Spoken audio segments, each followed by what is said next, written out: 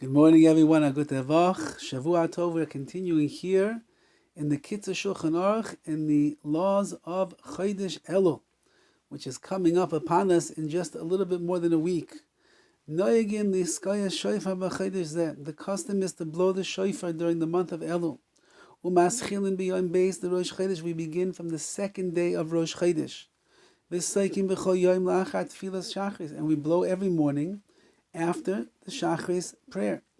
Tekiah, Shvarim, Teruah, Tekiah. That's the way that we do it. Tekiah, Shvarim, Teruah, Tekiah. That's what we do every single morning. It's not a long Tekiah. It's not something that's going to be reminiscent of what takes place in Rosh Hashanah. Many blowings. Rather, it's just a short Tekiah, Shvarim, Teruah, Tekiah, and what we call Tashrat.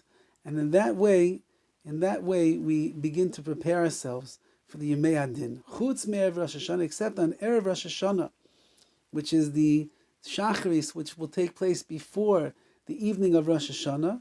Mafsikin, but we don't blow the shofar on that day. Why? Kedei lahafsik bein tekiyas rishus, because we want to make a separation between the blasts of Elul, which are rishus, which are customary. This is a custom. It's not an obligation. The tekiah is mitzvah to the tekiah, the blast of the shofar, which are a mitzvah on Rosh Hashanah itself. We just make a break in between them. And one of the other reasons that is brought down is because we want to be mebalbel the satan. We want to confuse the satan who is waiting to catch us. He's waiting every single day, listening to the shofar, and he's waiting for Rosh Hashanah to come, and then we stop blowing the shofar. And when he sees the shofar not being blown, he loses track of the days. He doesn't realize what's coming, and perhaps he won't get us on Rosh Hashanah with his terrible decrees against the Jewish people. Says the Kitzur, V'tama tekiyas b'chodesh, that the reason that we blow the shofar during this month is la'oires ha'am l'tshuva. We want to arouse Klal Yisrael to do tshuva. Ki cheni ha'teva shel ha'shofar. That's the nature of the shofar. La'oiro la'achrid. It wakes people up and it causes them to tremble. Like it says in the pasuk, Im yitaka shofar be'ir va'am lo yechradu. If the shofar is blown in the city, do the people not tremble with fear? Of course they do. And the shofar is saying, Ur yor mishanaschem, wake up, sleepy ones. It's time. The time has come that we have to start fixing ourselves. There's another custom during this time of Elul. Beyond base the Rosh Chodesh Elul, from the second day of Rosh Chodesh Elul at Shmini Atzeres until Shmini Atzeres, which is the last day of Sukkot, basically before we get to Simchas Torah. In the morning after Shachris and the nighttime at the end of Maariv, we say as a mizmor, we say the special Tehillim, the Dovid Hashem Ori V'Yishi. We say Tehillim 27, which is the Dovid Hashem, you are my light and my salvation. The reason we say this during the month of Elul is because the Midrash teaches us. When it says in the verse, Hashem Ori Hashem is my light, that's referring to Rosh Hashanah. Rosh Hashanah, we are enlightened by HaKadosh Baruch Hu. V'Yishi, when is Hashem my salvation? B'Yom HaKippurim, that's on Yom Kippur.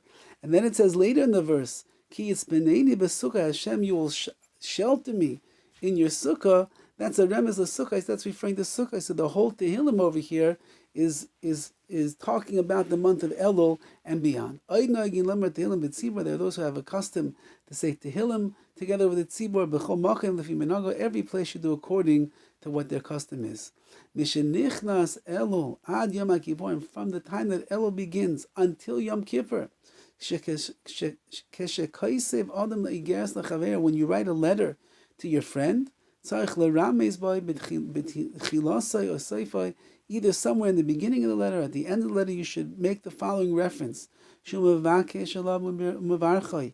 praying for your friend and you want blessings for him. That he should merit goodness in the up and coming days. That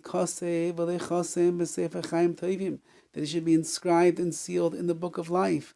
We're already beginning to have that in our minds, that we wish people it should be a good year, it should be a wonderful year, brachas this year, in such a difficult year that Klal Yisrael is coming off of. We all want the best for the up and coming year, and therefore we begin wishing people this, starting on the month, the Rosh Chodesh of Elul, when we depart from a person, we write them a letter. You see someone, you know you're not going to see them probably until after Rosh Hashanah. You wish them aksiva chasima toiva, that they should have a good gebench joy, and all things should be well for them. And one last halach here: anshe ma'ase noigin, people who are particular with their deeds. What do they do during the month of Elul? Live doig b'chodesh, that they check during this month tefillin umezuzah shel, and they check their tefillin and their mezuzahs to make sure that they're kosher. Anything that needs to be fixed up, the shar mitzvahs and any other mitzvahs, yisaknu, they should fix them and rectify them as well. It's not just checking the parchment or the boxes of your tefillin or your mezuzahs.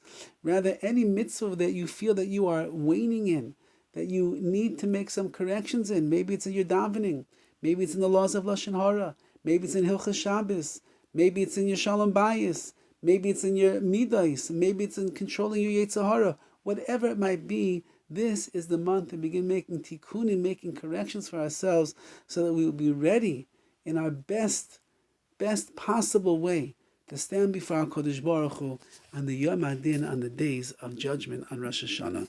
Have a wonderful, wonderful day.